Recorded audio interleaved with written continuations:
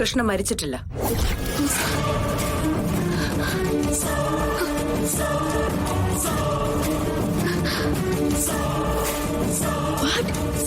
അമ്മ എന്താ പറഞ്ഞത്? അവള് മരിച്ചില്ലേ?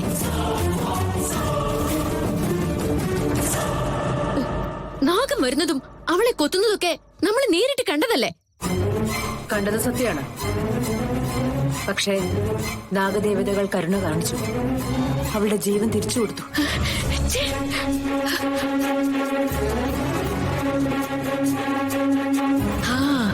ഒരു കണക്കിന് നോക്കുമ്പോ അത് നന്നായി. അവള് ചത്തിരുന്നെങ്കിൽ എല്ലാവരും അതിന്റെ പേരില് കുറച്ചു നാളിങ്ങനെ വിഷമിച്ചിരിക്കും. നടന്നതൊക്കെ അവരോട് പറയാൻ മമ്മി ഒരുപാട് ബുദ്ധിമുട്ടും. അത് കൊഴിഞ്ഞു മാറിയത് എന്തായാലും നന്നായി.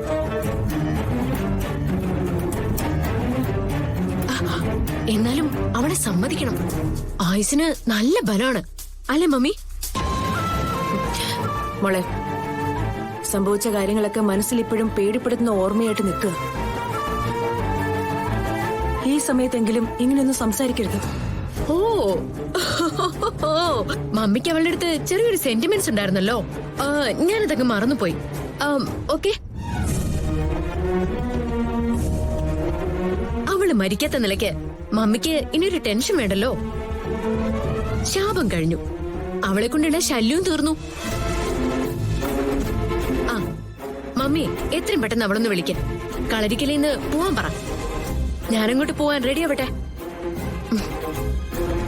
And thank you mummy, thank you for everything.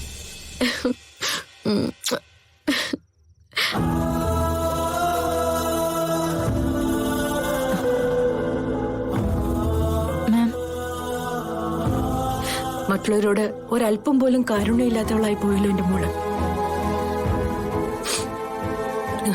എന്റെ ഭാഗത്തും തെറ്റുണ്ട്. നടക്കുന്ന വഴിയെല്ലാം നമ്മുടെ സ്വന്തമാണെന്ന് ഞാൻ അവളോട് പറഞ്ഞുപോയി. അവക്കിപ്പോ അതിന്ന് മാറാനേ പറ്റുന്നില്ല. കൃഷ്ണ രക്ഷപ്പെട്ടത് നന്നായി മാം. ഇല്ലെങ്കിൽ മാമിന് ഒരിക്കലും സന്തോഷം തിരിച്ചു കിട്ടില്ലായിരുന്നു.